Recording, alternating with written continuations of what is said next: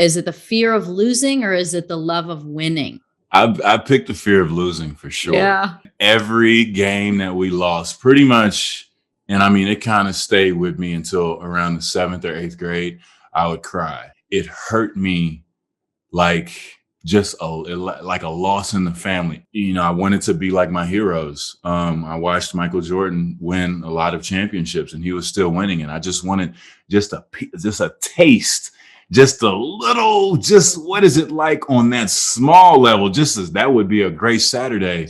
Today on the show, I have Chris Bosh, an amazingly accomplished basketball player. He's an 11-time NBA All-Star, 2-time NBA champion, Olympic gold medalist, and he has all of these accomplishments. But truly, by the end of the interview, it's like those are amazing, but his attitude and his perspective and his general energy is like even more amazing than his statistics and his records. He's a really in touch guy. He has a lot of sight of himself. And he wrote a book called Letters to a Young Athlete, and it just came out. There's just so many valuable aspects of what it took for him to get there and what he learned along the way.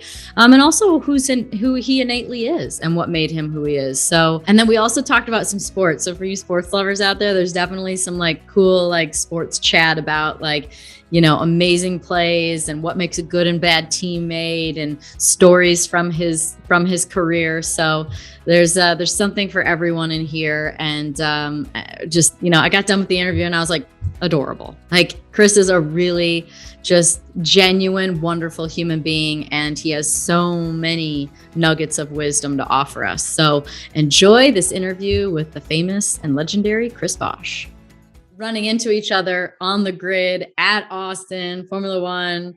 It was such a crazy atmosphere too. I don't know if I've been obviously I've been in some big races, but man, that was pretty electric. And there were so many people. And now we've had the F1 finale. There's so much to talk about.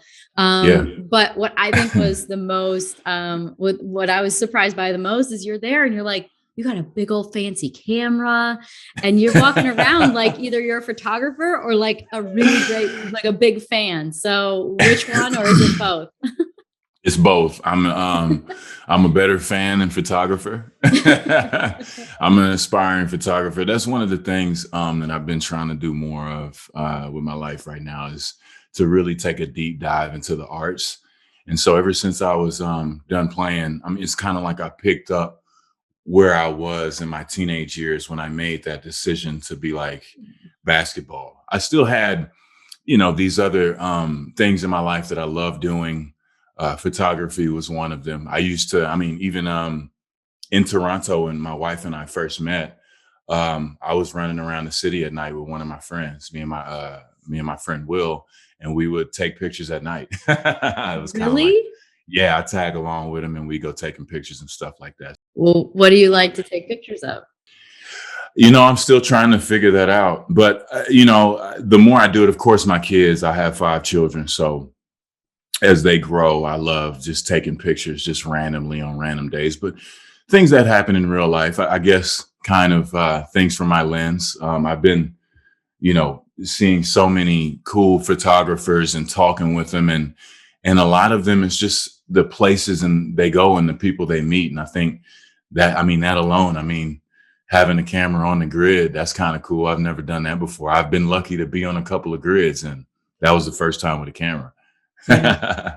So are you friends with Lewis?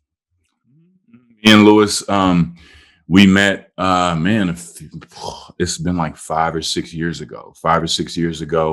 And I was already a racing fan, kind of, but once we met, and, meeting an F1 driver is an anomaly.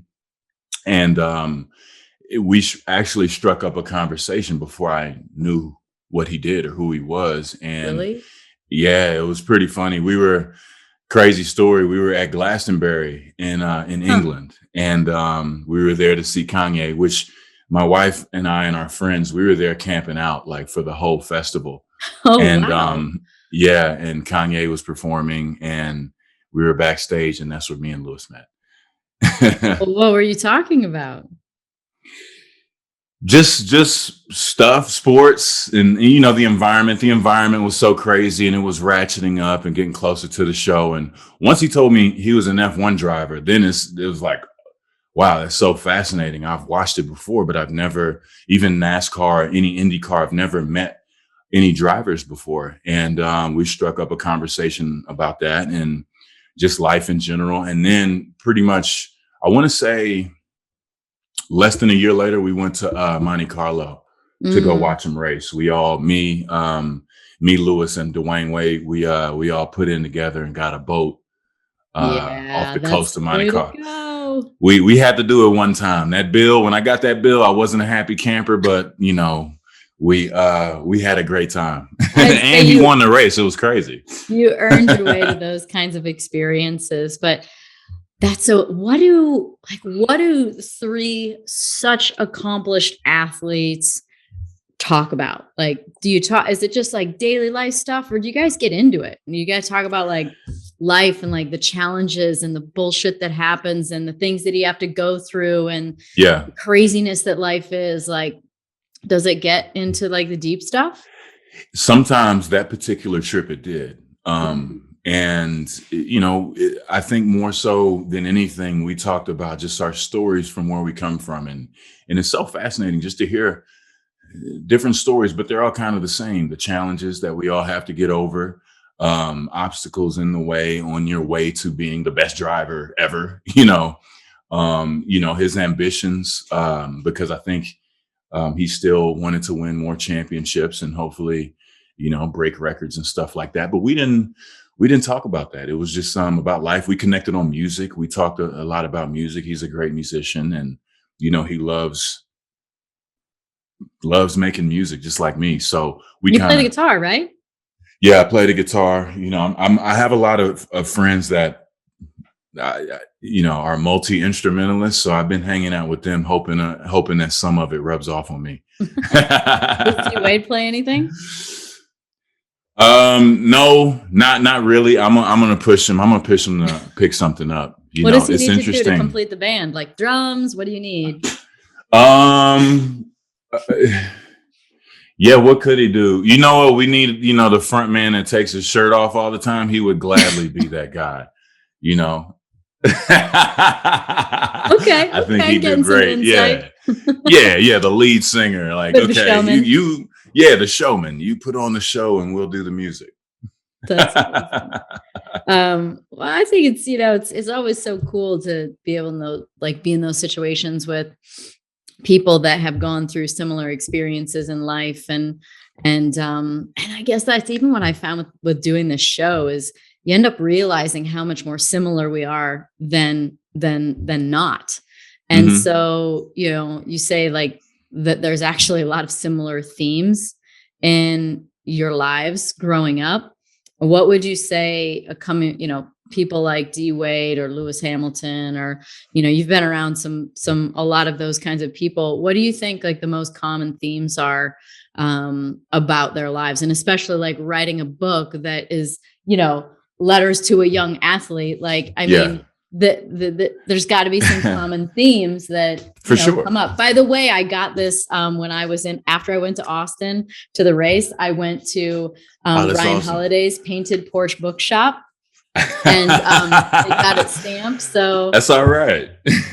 Extra, even more special than just your book. Yeah, I have to thank Ryan. Yeah, we went down there a while ago to see his whole operation. I think I did his podcast there, and the books had just came in. So, you know, that's so cool just to see your work in somewhere. I mean, that's a success to me. I guess for me, that was one of the challenges in writing this book. I wanted to bring those common themes to light.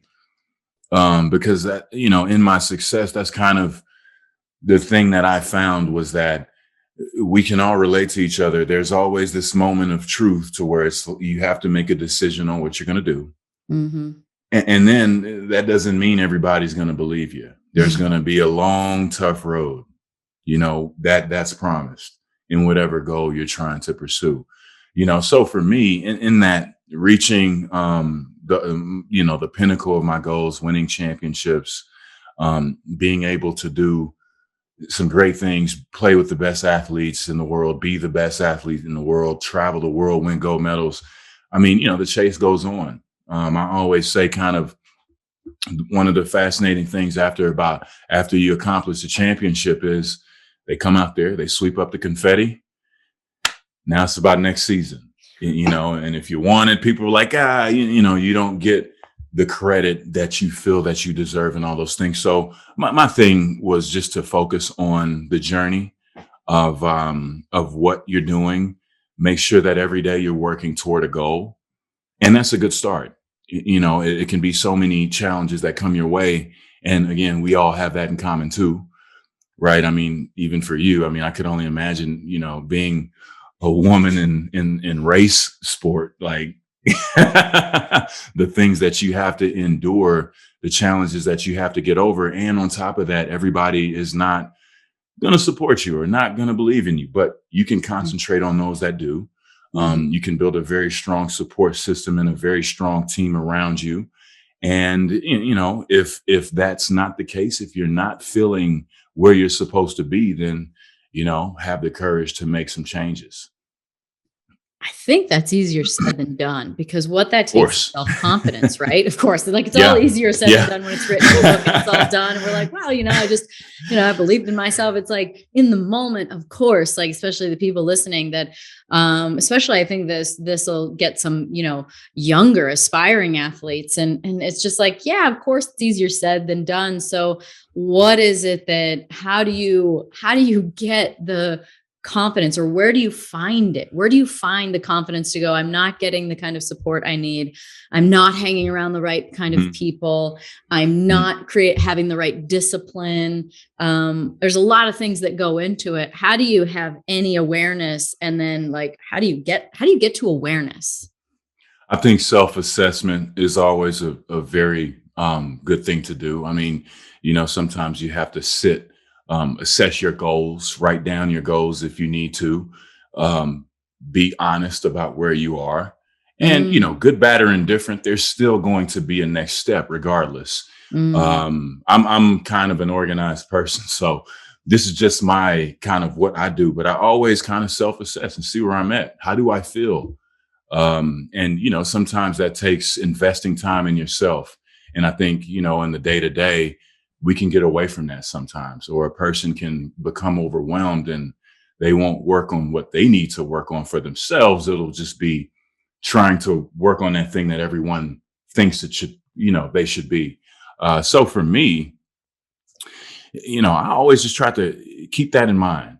For me, maturing to where I am now, I have 5 children, like I said before. So my first job is being dad.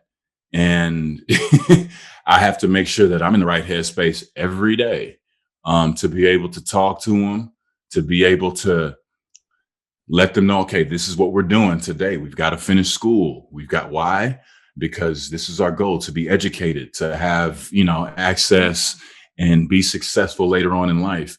And then really kind of pick up from there and go from there, try my best to stay present, and whatever the day brings along, try to dive fully into it.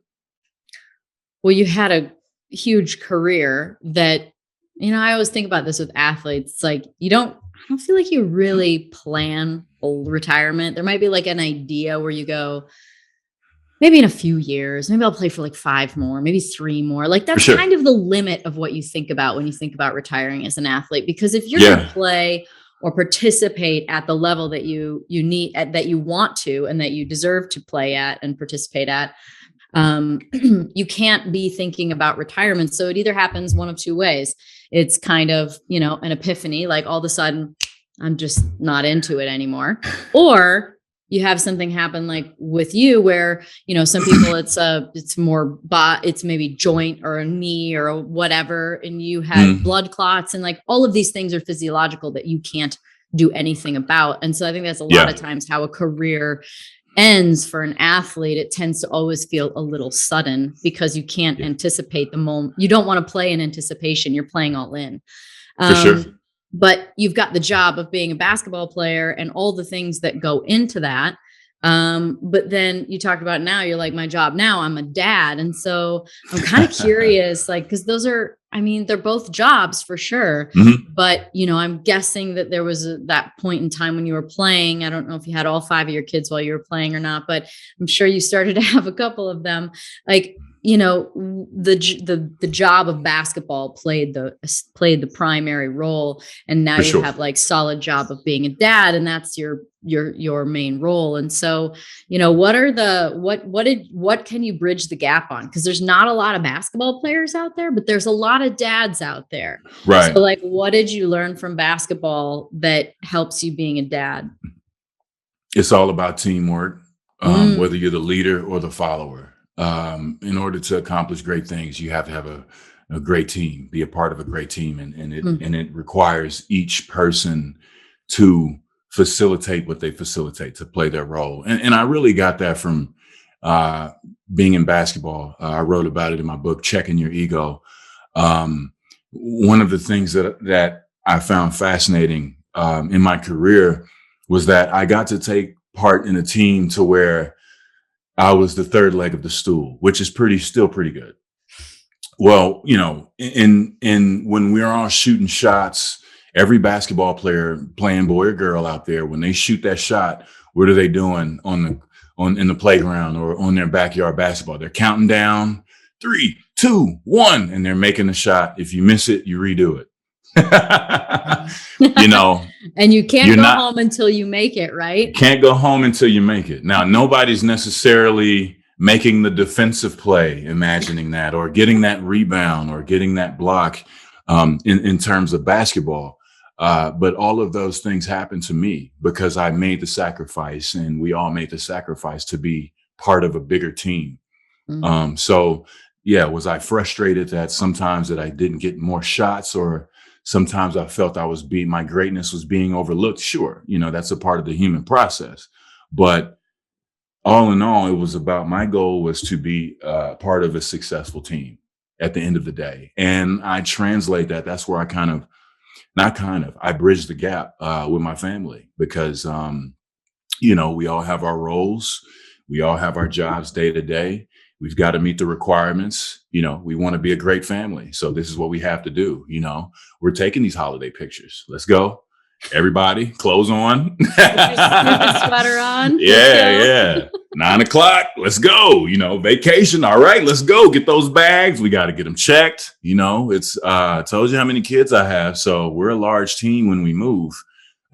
So, it requires organization. And anytime we do something as a family, it's a big, it's more than 7 people, so I keep those things in mind. And as, I guess, leading with my wife, I want to make sure that we're hitting the marks and making sure, we're doing what we're supposed to do. And with that said, I have to make sure I'm on point, and I have to have those conversations with myself every morning to, assess where we are, what are we doing for the day, and let's meet those goals today. And then that'll be a good day.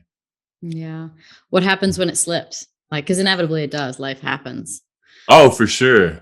We always have this joke. If it's a bad day, hey, go to bed or something. It'll get better. That's good. Yeah. There's a lot around the resetting of your energy. I listen to a lot of Abraham Hicks, and it's always like, sort of, you start over in the morning, and it's like, set the day. You get to start over with your energy. And it's true. Sleeping on it's a real thing. Yeah, for sure. Sometimes you have to be rested. We can fight our bodies. I'm one of the main culprits of this. I just want to go, go, go, go, go. And then I'll hit the wall, and then I'll be mad because I'm not rested. It's all about finding that balance. And that's kind of one of the reasons why I wanted to fall into being, full-time dad, full-time father, and all that stuff, because I found, to be honest, it was way easier playing basketball, because it's what I do. Being a dad is what I do. Playing basketball, I felt like it was all about me. I have to go to the gym. I need to lace up my sneakers so I can have a good game tomorrow. You need to be quiet so I can get rest, which is great. people play their role. My family played their role after that, during that time. But after that, it kind of, it's more of a team thing now. Now I have to go to golf lessons and tennis lessons and basketball lessons and be patient and pack the lunches and, for someone. For what was the that team. like? I mean, that's a big transition. I mean, as athletes, like I get, spoken to about kind of the dynamics within my life and how things have gone, but that's for sure one of them is like you're so focused and dedicated on what you're doing, and need to be. So what peaked? I'm wondering like what kind of triggers and what kind of things popped up that you're like, I better deal with this or this is going to be a problem. Well, I mean, right away, I saw the dynamic of the household. I have 3 boys. And at the time when I knew I wasn't going to play basketball anymore, my little ones were babies. My twins were babies. But still, I have a brother. So I know how, boys in the household can be. And how is my that, by the way? What does that mean? I didn't grow up with boys. What does that mean? Oh, it's rambunctious, high energy. Oh, it's like atoms bumping off of each other. It's the same exact thing. They're just bigger and growing. Yeah. And hungry. Yeah. But, for that was one of the things that helped ground me was taking my son to school in the morning every day. He was in the first grade. And I was in the carpool every day. I'm fresh off of not playing basketball. Chris we're Bosh making this change as a family. Line. People, no doubt, they had to have stopped. Oh yeah, they must have knocked on your window. They must. 100%. I still get approached today. Like, oh yeah, you were in the carpool, man. Yeah, we were hearing about you. I wanted to, but even then with my son, that wasn't enough. He said, Dad, sometimes we get there early. He said, hey, Dad, walk me to class.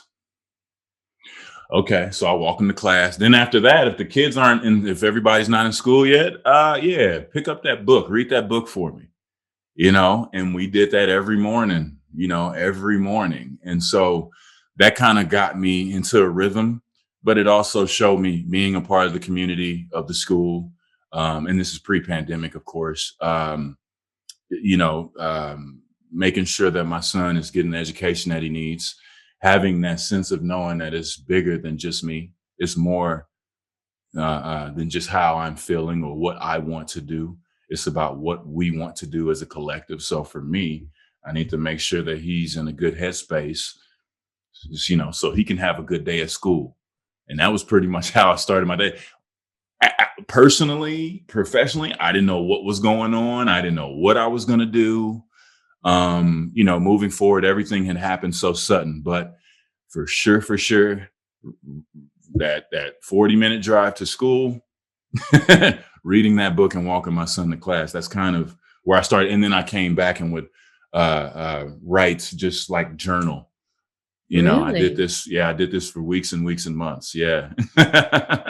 And that's kind of how this book came about, because I noticed when I got home, I would write for a couple of hours, and I just noticed, like, man, I don't really like what I'm writing about. I don't like these words. I don't like this. Let's change this.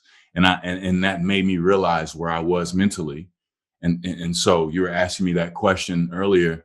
That was one of the things I did to help me out. I call it free writing. Just free write, boom, boom, boom, boom, and then you read it, and I cringe a little bit and say, okay.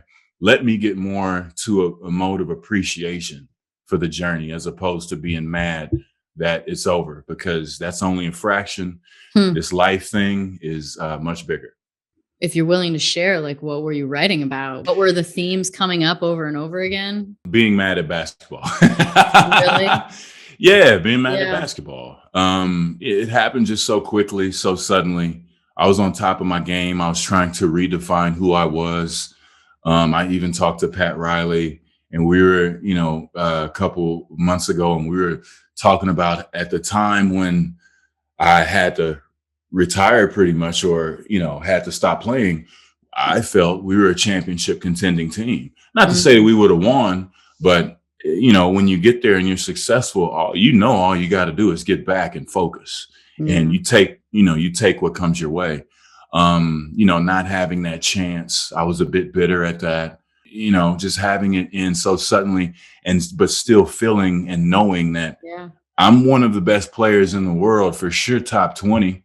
Why? No, that having to deal with that. I just had to go through those things, go through those stages of grief, realize where I was, and eventually, be appreciative of it. You were talking about connections. One of me and my close friends, Josh McRoberts, we both lost the game at the same time. We were both, I think, I was 31 at the time. He was like 29. And just to hear someone, people would say, oh yeah, that guy, bye, he always getting hurt. He can't help it if he gets hurt.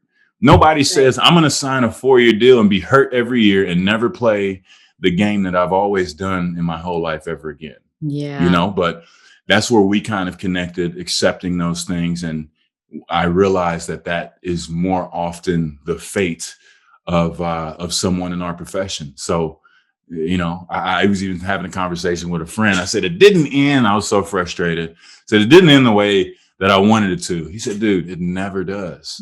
That's so when he said that, I was like, never does. He took all the wind out of my sail because I wanted to argue. I heard some good advice at one point. It was like, when you're talking to somebody and they have an issue, you should maybe clear up early on if they just want a vent or if they want a solution, because you'll probably get a real answer, even if they're like, man, I just want to talk. And you're like, great, because I have the problem where I like to solve problems. And so if somebody comes to me with an issue, I'm like, all right, what are you doing about it?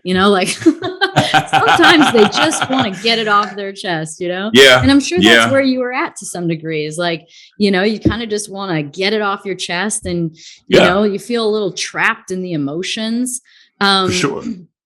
Actually, I have one question before I ask something a little bit deeper, but as a sports fan, and I am a sports fan, all sports, you look at players and you think, are you really injured? Like, come on, did you stub your toe? Because you really need to sit out. And, I've judged, being from Chicago, I judged like, Bears quarterbacks, or I've judged, the Bulls when, Rose was on the team, and I was like, just like people like that. And you're like, oh, come on, get out there and play. So truly, what happens that makes a player not be able to play the game? Whose decision is it? And how bad is it? And is it a short-term yes, or is it kind of like a long-term, like, we can't let this get worse? And I'm sure there's a range of it, but what's the general reason? I think, the answer is different now. Now you have terms like load management, to where some guys will probably take a day of rest and not play. You'll have old school NBA players that will disagree with that heavily, because, we were all about pushing through the pain and all those things. I came to have more of a realization how much medicine and doctors play into athletes once I started having my decision, or not my what I was going through. But I'll put it to you like this. One of my I had a teammate at once upon a time. He injured his back, and he had surgery on his back. Years later, he has a toe problem. Then he has surgery on his toe. Now, could he have stayed? Was it the right procedure that was right for him? I can't tell you, but he progressed quicker than everybody thought he would. He goes to camp, starts the season, gets hurt 2 months later. Now it's nothing that he did. I mean, he's just trying to play the game, but his body is telling, okay, he's, something's wrong. And then after, I've had another teammate who he kept breaking his foot. Like the metatarsal, it just would go first metatarsal, third, fourth, fifth, right after he broke the other one. So sometimes it can just be this chain reaction that you can never really come back from. And with that said, I mean, for me, I've played with sprained ankles, sprained knees. And then, I've told people, hey, don't wait till you come back. No, not, that's not the case. Sometimes you have to make a decision. I mean, even for me, I tore my groin, tore my adductor muscle in the pursuit of our first championship. And I didn't tell anybody. I just said, okay, the doctors told me in 3 weeks, maybe you can play with pain. That's all I needed to hear because I had my goals. Was it the best thing? Can't tell you. We won the championship. I didn't make any excuses. I didn't want to say, if I would have been playing, if my leg was, I know nobody cares. So for me, I had to be, I had to make that decision to, I guess, sacrifice my body a little bit to go out there and help this team win. And at the same time, I had to have that moment of truth and saying, okay, no, this isn't it. Our destiny is winning this thing. And I've got to be healthy or at least play to win, Is it always ultimately up to the athlete, or does the team make executive decisions? I think more so now the team is more of in a place to make executive decisions more so than before. I think before, we've had many athletes, whether they were mentally not ready, emotionally not ready, physically not ready, they played. And I think we've seen some kind of the detriment that it could bring. So I think now the league, sports, I think everyone is a little more proactive in trying to preserve health or at least injuries and not pushing the player too much. Mm-hmm. Yeah. All right. Well, that answers a lot of questions. Thank you. Like a part of that also is motivation, right? Because like you wanted to win the championship. So like your motivation exceeded the pain. What was your motivation? Let's start there. I'm curious, like, especially when it comes to the saying of, is it the fear of losing or is it the love of winning? Like if you had to pick one of those to start with, which one would you pick? The fear of losing or the love of winning? I picked the fear of losing for sure. Yeah. Funny story. I started playing basketball when I was like 9 years old. And it was a very historic place in South Dallas, Catholic school, which every Saturday they would have what's called Biddy basketball. It's a league, 10 and under Biddy basketball league. And if you were any good player out of Dallas, you played there. It's like the mecca of youth basketball. And we had a team. I was in the 4th grade. I was playing up, and we would lose quite often. I mean, if it was another team that went 0-10 in the league, we were 2-8 because we could only beat them. You know what I mean? And every game that we lost, pretty much, and I mean, it kind of stayed with me until around the 7th or 8th grade. I would cry. I mean, it hurt me like just like a loss in the family every time. I couldn't help it. And, I know my parents were probably just like you were shaking your hand like, man, this guy.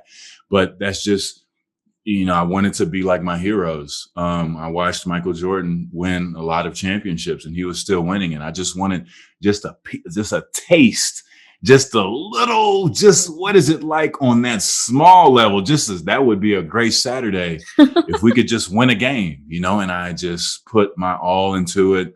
And I guess I learned how competitive I was and how much I cared, and I guess ever since then, it was more so, I love winning, don't get me wrong, but yeah, that fear, and that's what I took into my professional career. And I don't want to, make fear a negative thing. It just is what it is. That fear of losing is like, okay, let me watch another hour of film. Everybody, let's go back to the gym. Yeah. I always found confidence in preparation. So I felt if I was prepared, if I knew my assignment, if I felt I knew I was physically ready, emotionally ready to go, that always gave me confidence. And then there's a mode to playing the game. My worries were always in between the big games. Playing the big game was no problem. It gets stressful. Sure. It's playing basketball. It's that time in between where, you have to keep it cool and keep it even for like 3 days, How would your teammates describe you?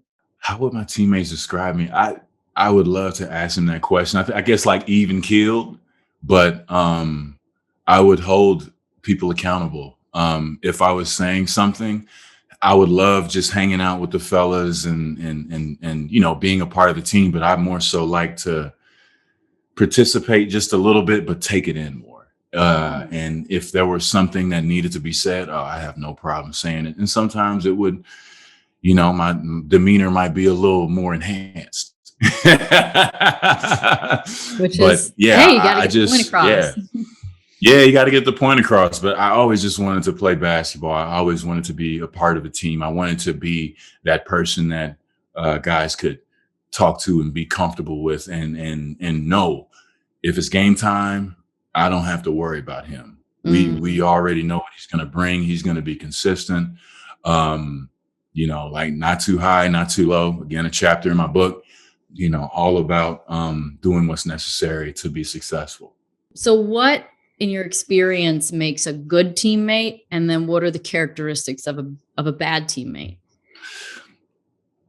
I'll start with bad teammate first. Okay. If it comes to a point where they're more so talking about themselves, or even the aspirations are more so what they want as opposed to what's best for the team, that can hurt a team. If one of the easiest things to do in a team situation is complain about your role. I think that's probably red flag number one. If somebody's complaining about their role and saying that they could do better than such and such, not saying that they could do better. Of course, we could all do better. They can do better, and they're singling out situations and saying, man, I should be doing this. Then you got to watch it. I've been lucky enough to play with, some very consummate professionals, and it was only about one thing. And yeah, the dynamic changes daily. You might be asked to do a different role than you did yesterday because someone is injured. Someone's not playing well. You always have to change and be like a chameleon, like in the approach. Right. Wow. And I think, a good teammate is just that person like, whatever it takes for the team to be successful, let's do it. If I need to score more, cool. If I need to mop the floor, I'll mop the floor. If I need to be the first one here and the last one to leave, I'll do that too. If I need to put a smile on your face because you're grumpy today, I'll do that too. If I need to organize a team dinner and get all of the families together, that could be a great thing. I think a great teammate is always that person looking to uplift everybody around them. Yeah. How much of a role, you mentioned like a team dinner. And so one of the next questions I was going to ask was how critical you think it is to have that time and space outside of the court and outside of the meeting rooms and be like friends, because there's one thing to play together and it's another thing to be truly actually friends and care about each other and know each other's families and invest in each other in a deeper way. Do you think that's critical? And do you think that's critical? I think it's everything. It's a necessary part to team sports. I mean, just kind of so for instance, with my family now, we one of our things that we picked up is eating, making sure we sit down and eat dinner together. It doesn't have to be all the time, but when we do it, hey, I need everybody. We do it, mostly every day. But just still like, come and eat. Let me see you eat. All right. Let me talk about your day. What else is going on as a unit, as a group? That's, I think, is one of the most important things to do because I love food. I love to cook, Really? and so, yeah. Oh, right. Yeah. And so, it always brings people together. And so, that was one of the main things that I saw that made us successful playing with the Heat. Having those things, saying, okay, hey, we're going to dinner together. We're going to do this together. We're going to go and support this person's charity. Hey, my wife is having a charity. Please come along. And, members would show up. We'd have good times, great dinners. Those are the parts when you truly get to know each other. Because, once you're on the court, if I'm always talking to you and telling you about your mistakes, you'll eventually tune me out. You're going to not want to hear it. But if I know how to talk to you, if I know how to approach you, if I know what you've been going through, and you can only get that through these intimate settings, you can talk to each other better because one of the things that I found out, especially in team sports, there's gonna come a moment in the pursuit of success where you're gonna have to sacrifice something. Usually it's in the form of your body. You know, you're going to have to jump. Your teammate who is your teammate is probably going to turn it over, and it's going to be a terrible play. And you can't sit here and be like, but what are you doing? You've got to get back. You've got to make it up. You've got to dive in the stands, and you can't even think about it. When you see that hesitation, that's the sign of a team that's not close, a team that doesn't have that connection, you know, because if I'm hesitating, I'm losing.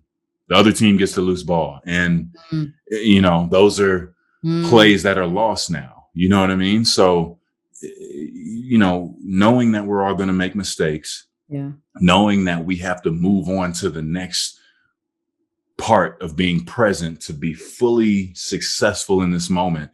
You can't drag and hold on to things, which, you know, people don't like it. That's the main thing they're going to do, right? Hold on to that thing and be like, when you did that thing, like, of course, you know, come on, of course. Blaming instead of backing them up. That's what I'm hearing. For sure. Like, you're going to blame them and be like, I'm going to walk down the court. Because you know what? We wouldn't be in this situation if you wouldn't have lost the ball. Blaming you, but backing up means I ain't going to make you look bad. I'm out of here. I'm going to get it. You know, I'm on it. We can talk about it later. And I even talk to my kids about that too. You know, I tell them, hey, regardless, that's our family motto.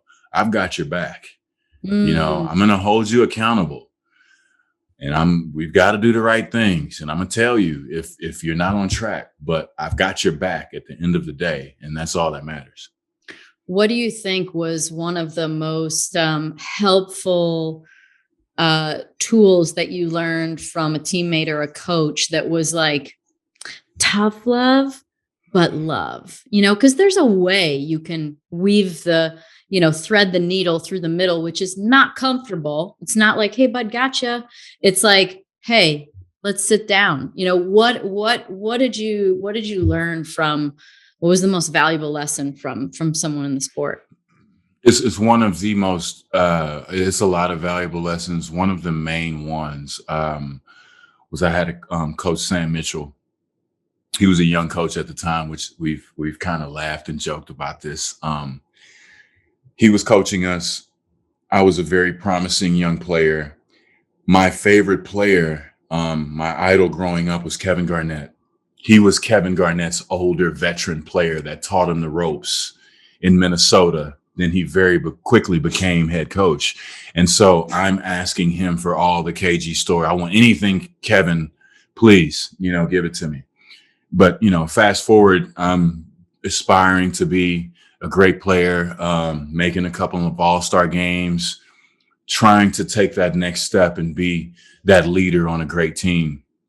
And one particular time we were in San Antonio and he took me out the game at the end. And I guess I was, you know, not playing very well on offense. So I let that affect what I was doing on defense. And I was not playing very well on either end of the floor. And he took me out. And that was really the first and the only time that happened in my career.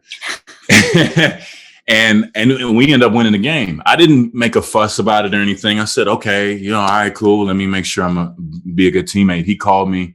We had a conversation afterwards, and he said, you know, it's unacceptable for you to be the best player with your ball in the hands on one end of the court and not be the best player on the other end just because you're not scoring or just because you're not successful on offense. The great players learn how to be great players. You need to play defense. You can rebound. You can help your teammates. You can be enthusiastic. There's so many other things that you can do other than there's just this one thing, which is scoring the basketball. You need to look at it in another way. And it was tough. It was a chin check a little bit. I never let it happen again, at least in my mind with that team. I'm sure I still had a lot of improvements to do, but fast forward to a situation where I'm in a game 7 playing against the San Antonio Spurs and I'm in foul trouble and I hadn't scored. And I always tell people this, and I have to just bring it home all the time. I won a game 7 in the NBA championship for a back-to-back championship team, and I didn't score. Thanks. Ray Allen didn't score either. Wow. So, and I remember when I got in foul trouble, and it's, as an athlete, it's kind of like when you're driving and somebody goes by ahead of you, and like, oh boy, that's not supposed to happen. I was in that moment. And I just heard his words in my ear just saying, you can do so many other things. Stay with it in your mind, stay locked into the game, support the ones that are going right now. You're going to finish this game. Separate yourself from the normal person right now, because frustration, agitation, all these words will start to come in and creep up, and the stage frightness, and really freaking out because, right, like I was saying, you see yourself hitting that shot or having a spectacular game. And I've had spectacular games. Oh yeah, sevens. and in basketball, you get to hear the fans. You get to hear them boo, and you get to hear them cheer. Oh yeah, they're grunting.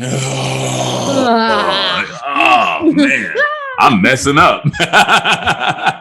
Stay calm, stay with it. And I was able, I recognized in the game that I wasn't going to score, and I was just off. It was just, one of the best teams of all time we're playing against, and I'm just having an off night, one of the part of the big three. But one thing I could do was defend the greatest player, to ever play the power forward position and allow my teammates to be themselves, because I utilized everything that I had on making it tough for Tim Duncan.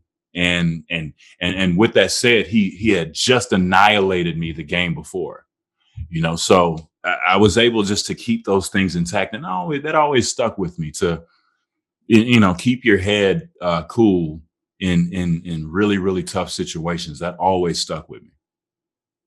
What happens when you have a total asshole out there? And I know they happen, right? There's the guys, then I watch it too. Like, I'm like, he's dirty. He's provoking them. He's, cheap shotting. He's, you can watch it happening and you're like, man, that guy deserves to be like, it's like the second retaliation is always the worst. It's the biggest punishment. The one poking the bear is like, the one poking doesn't get in trouble. It's the one that retaliates. So what do you do? Like, how do you keep cool when there's that going on? And especially like being on the floor as opposed to sitting at home on your floor and watching the TV. Yeah. It's insane how much more physical it is. I mean, it's hard to have appreciation for how physical, especially when you're talking about like playoff games and, final games, those are, I mean, it's insane. So how do you keep cool when because there's also people probably trying to get into your head, not only is it just a physical game of emotions, but there's also like tactical manipulation, I'm sure too. How do you stay cool when that's going on? Or for me, you learn, hopefully. One of my lessons was, again, speaking on Kevin, I had a confrontation with Kevin one game, and he's a notorious trash talker at the time. And I let him get in my head, and I'm not, or at least I found that I wasn't that day. I had a really bad game and he played really good. They won a dramatic game. It makes it worse. And I found myself in a part where I couldn't sleep. Like, it was just, I couldn't sleep for weeks. And I said, okay, the things that were said, the words that were exchanged, it became about more than just the game. It's just about the game. And to add on top of that, I should have known better, but you have those lessons, right? I learned from that. I learned that let me stay focused and talk about basketball. Now, if, there's a dirty player or something like that, and, this was the way I was raised playing basketball. I grew up playing on the playgrounds. You're going to have those moments where someone tries to bully you. I went to Lincoln High School in South Dallas, Texas. You have to be intense. You have to be rough. You have to have a chip on your shoulder to a certain extent. I don't all the way agree with that lingo, but you know what I mean. You have to have that confidence, and you have to bring it. Yeah. And so, I eventually developed a sense of, all right, I'll defend myself. But if we're playing basketball, let's play basketball. And if we, if it wants to get a little more physical, good thing I lifted weights this off season. Good thing this is what I do. because I knew this was going to happen. I knew you were going to be dirty. I knew you were going to be physical, but all right, cool. Yeah. Somebody could be talking to me and I just look at them like, all right, cool. Keep it up.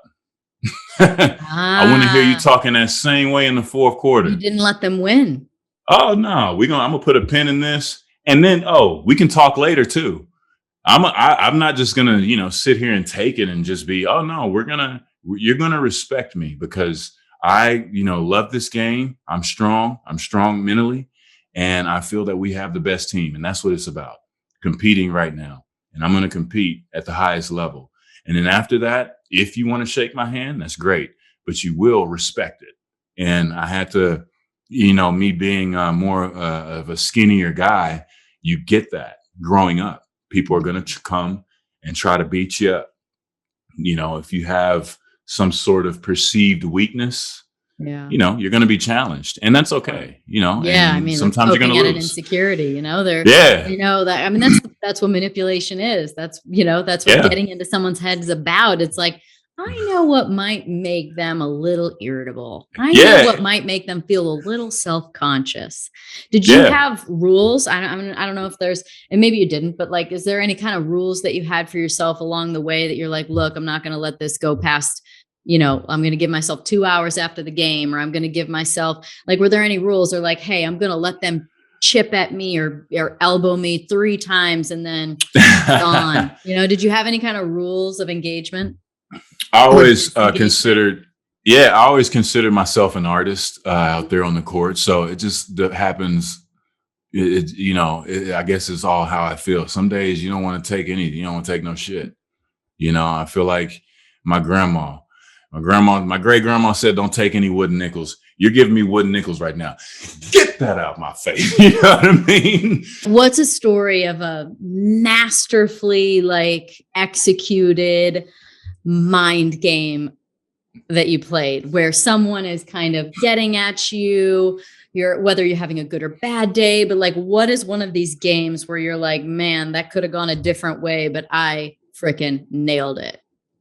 I think specifically one time, I won't name who the player is, but we'll try. We were on the verge. Yeah, we're on the verge of clinching a championship, and our goal is to win one more game. And it's been physical the whole time. They probably thought that they could be more physical and out and get in there, but we had been doing this for weeks, about 2 weeks, and we're on the precipice of a championship. And so this would have been finals, and this would have been NBA. Yeah. Finals. We're in the finals. Last 2 weeks. I'm like, yeah. We're in the finals. Got it. We're in the finals. It's winning. This is it. Forget tomorrow. We got to win today. And there was a moment very, very early in the game where, we got into a confrontation. And, I wanted to talk. I had been tired of hearing talking the whole time, everybody talking. And I just had to let them know how I feel. But I left it at that. You know what I mean? I wasn't disrespectful. I left it at that. We had probably a 30-second exchange, and I went right back to doing what it is that I'm supposed to do. But I didn't try to get back at that person by scoring on them or making it look bad. Let's continue to have our onslaught, directed as a team, and let me play my part. And then it's a reason why I'm talking to you, because I'm tired of you talking. I had to let them know, hey, after today, the season will be over for you. You can have plenty of time. Go talk to somebody else. Don't talk to me, man. I'm out here. We're about to beat you. You're about to lose. And it is what it is. Now's not the time. You should have done that a week ago. You tried to do that 2 weeks ago. Now, and usually what I find, I think Arthur Ashe had a quote of saying how it's more so him against himself, because if he's continuously competing, if you're playing against that person that's just trying to get in your head, and you not only are answering the call, but it's getting better and better and better as time goes on, because that's what you train yourself to do, then you watch them lose it. That's the best part. And they did that. You watch them fall apart. And it's like, oh, wow. I think I'm a funny person. So I try to use it as material. Now I'm getting under your skin. Now how do you like it? Oh, yeah. Well, I always love it. Totally. You can get under people's skin by just not reacting because they're trying to get a reaction. For sure. And that's what I had to notice. Like, oh, you need me to say something to you. And after a while, I garnered the respect of certain players. I'm not gonna, that's what he wants. He wants me to engage with him so he can get that thing to be great. You, on the other hand, no. You have to pick and choose, right? What about a turnaround? Because there had to have been guys that turned it around. I mean, they say, you say like people are the same, people don't change kind of thing. But I don't agree with that. I think that there's always an opportunity. And I think there are definitely people that do change and evolve. And I'm curious if you witnessed any of that and what were some of the things, because look, I mean, we're all human and we all make mistakes. And so we can all be better. And what did they do that made you go, okay, I respect you now? I'm gonna have to pat myself on the back on that one. Only because losing the game so early, so quickly, and you realize that the game goes on, as great a career as I had, it goes on. There's going to be another player. There's going to be another situation. What I've done is in the history books.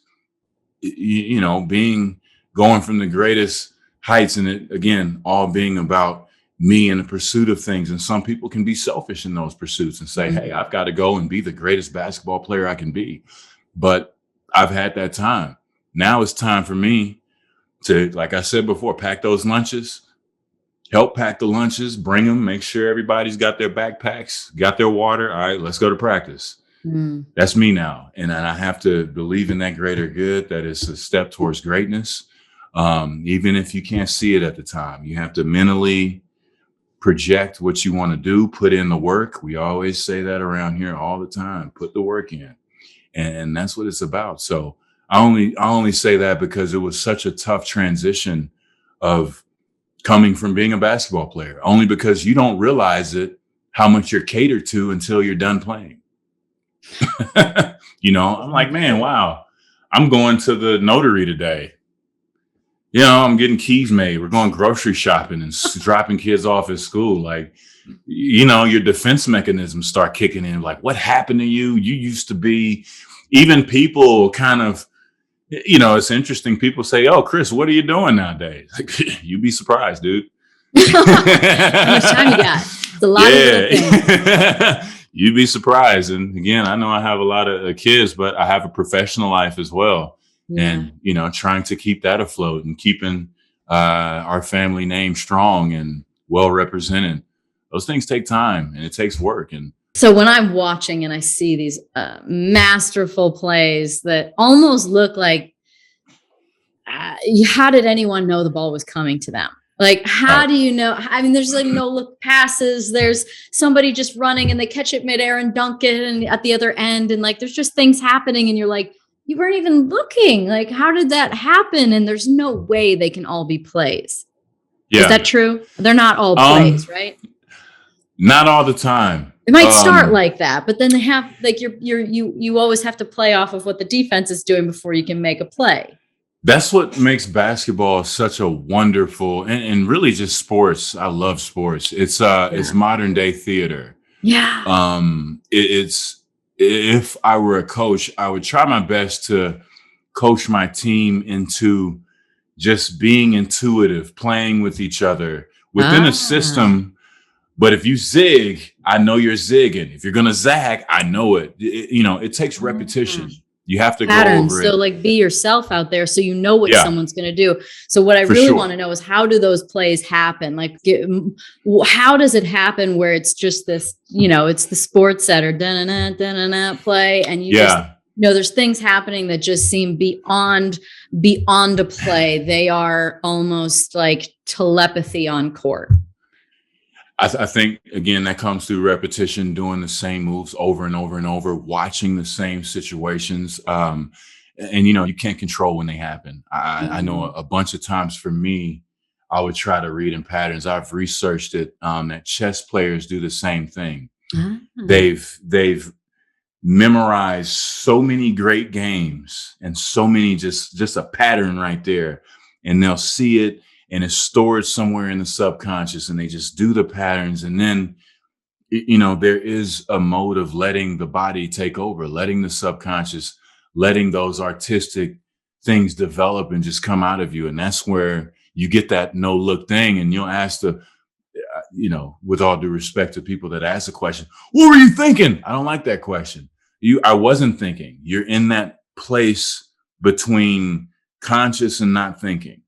That's where you want to be. You want to be totally in the moment, because I can read a play and then I can have 12 different scenarios come through my head, because I've got, the 5 man on the same side as me, the 1, the 2, and the 3 is over there. I'm the 4. Oh, wow, this would be interesting if this happened. All right, then the play happens and some things happen. You're looking for certain cues, and then you might get them, you might not. But it's the reading and reacting in real time that I just think when that's just together, it's just beautiful. And then that's what I love about the sport of basketball. When you have someone or a team just working on all cylinders, I mean, it's great. It's great to watch. This is fascinating answer, because of what I'm hearing is it's basically like, I don't know, it's almost like getting the thinking mind out of the way, which is interesting because there's plays, right? So there's something to execute. But it's actually in the in the feeling and the reading the situation and acting intuitively and being natural and being yourself that you end up with those magical plays. For sure. One of the things I read an old Japanese samurai book called The Way and the Power, and it had a technique in there that I really, really felt and gravitated towards, called mushin. And I'm sure the Japanese word has its own meaning. I don't even think you probably could even translate it into English, but essentially the essence of it is attacking with no mind. So not only preparing yourself for those moments, but allowing your body just to do its thing and be comfortable in being in the present. I think that's where you get those things that, those Sports Center plays, those amazing things. And sometimes when you ask somebody, how'd you do that? I'm sure from experience, you'd be like, I don't know. I just did it. It was the right thing to do. I love spirituality and reality and the nature of reality and how things work. And like, do you pull that over into regular life? Oh, for sure. For sure. Just having those moments of, again, we talked about photography earlier. If my, kids are playing outside, my wife, I might be like deep into something, and my wife might be like, hey, we're planting flowers outside. All right, cool. I'm going to grab my camera and go. I'm not really thinking about it. Yeah. Even the settings on the camera, I'm not even thinking about that either. Just what looks good. And, hopefully it'll be something later, but staying totally in the moment, appreciating that moment, appreciating the flower, maybe smell the flower, smell the roses, right? Look at the color, appreciate those things. Those are the things that I'm working on now that, I really, really love. Even with us being in the holiday season, the pandemic happening, I haven't seen my family. I got to see my aunt. She's 80 years old now.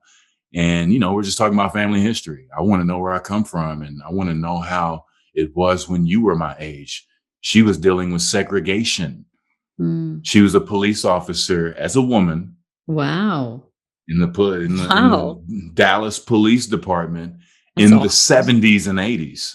I said, are you crazy?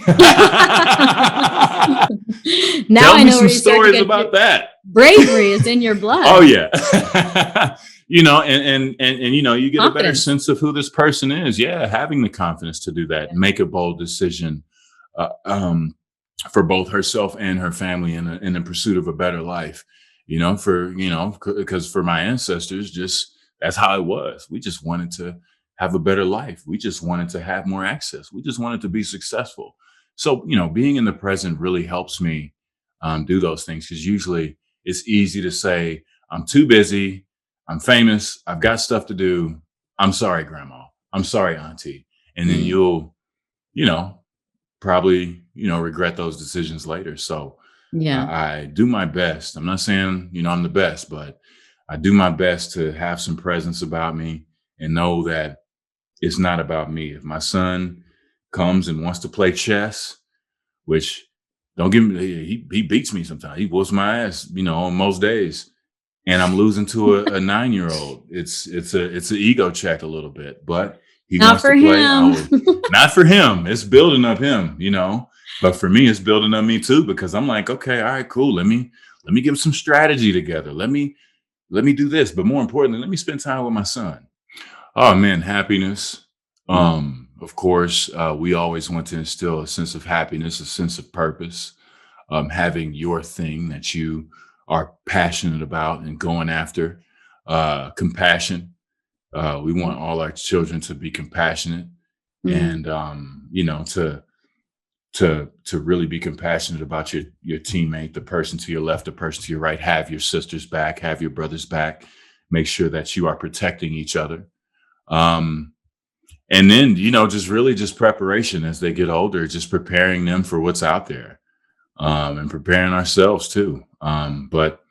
That's one of, I think, since the pandemic happened, and is happening, we have really, really found a sense of self in our family, learning how to coexist around each other, because everybody can't do that. Learning how, watching them, to hear, unfortunately, some parents say, the kids nowadays, right? You always get the kids nowadays, but to watch, they don't go outside anymore. They're on their devices, but to watch my kids play a game that they just totally made up and they're all playing together, that's just such an amazing thing to watch them gel as a unit. Because I tell them all the time, we have to have each other's back, because out there in that world, not everybody has your best intention. Yeah. And find your tribe. You find your tribe. This is your tribe right here. This is our tribe, and there's no other better place. There's no other better tribe to be a part of than this one. And so we try to instill that in them on a daily. And on top of that, be active, have your pursuits, play some games, have some friends, and, just enjoy this life. All right. Well, now let's fast forward, I don't know, maybe 20 years. How old is what's your age range of kids? What's the oldest and the youngest? 13 to 5. Okay. So let's say 20 years from now, 30 years from now, how do you hope that your kids would describe you as dad? I want the easy, simple things as dad. I want them to feel like they can talk to me about anything if they choose to. And they know they can go to dad for a good home cooked meal. I think, and to know, again, that's our motto. I know that I have their back and I've had it. I think that's what's most important, as they get older. 30 years from now, if they say that, then, oh man, that'll be great for me. Of course, I have ambitions of wanting to be successful as a person, not holding them to that standard, but for providing that standard of what's possible, because I know they're going to far exceed whatever it is that I do or I have done if they want to. But just to have that marker and say, all right, cool. I just want to be a decent example to say, okay, when they're having trouble, when I'm not there, they can hopefully, remember that time, or, oh, well, dad did this or dad did that. But at a very cellular level, I can talk. He's going to be my dad. And man, I'm gonna get something good to eat. Safe, reliable. I was saying before, they're fed on an emotional level and a physical. Absolutely, and maybe get a couple good old stories about the old days when I was younger, some stuff like that, and learn some stuff. That's kind of what I'm trying to get from my family now as they get older. Is just hearing those human stories. We're all human, hearing that time of when you were struggling, or when you didn't know what to do, right? That's most of the times when we want to express ourselves, or when we want to talk and try to figure out what it is that we're doing, Yeah. To have some content there as well, because I think sometimes we can always get into a mode of, I'm the 2-time champ and you can never, you can never get that. I don't want that to be. I want them to know that everything is attainable, they put their mind to, but most importantly, have your own voice and do the things that fulfill you. And, somewhere in between that, we can connect on a father and child, relationship. And then as they become adults, change with them, be used to them, changing as an adult, as an adolescent, as a teen. Just go on the ride with them. Well said, because, I think there's a lot of times where you're in families where people I think there's a pressure to stay the same. Like, oh, what, you think you're better than me now? Or, it's like grow and evolve together. And I think that's beautiful. The only other thing I'm wondering is if you need wine at that table when you're feeding them, because I make some. And if you need some, I could probably have some to give. Look, if, I'm not in, I don't know everything, but if I would have known that, I would have had a glass right here. Absolutely. We love wine. We would love to have some of your wine. Absolutely. Well, I would love to send you some. So when we're done, I need to get a shipping address. Easy. That's easy. Absolutely. We'd love to support too. Okay. Thank you. I appreciate that. Well, you've had a phenomenal career. You have an incredible reputation. I feel like after this, your NBA championships and gold medals, it's like, those are wonderful, but you're even more wonderful, which is, why you have the reputation you do. And I'm sure that's why you've accomplished what you have. So thank you for sharing with me, but then of course, like sharing in your book, these gems of learning that, come the hard way, that hopefully you can give some people advice to shortcut some of the shortcomings, but people look up to you and you do a great job with them. So thank you. I appreciate that. Thank you very much. I appreciate it. And same to you. Congratulations on everything you're doing. It's awesome. The book and this podcast, it's heard around the world. That is such an incredible thing. Congratulations on that. Thanks everybody for listening to the Pretty Intense podcast today. I hope you enjoyed it. If you like what you heard today and you want to hear more, please click on the subscribe button.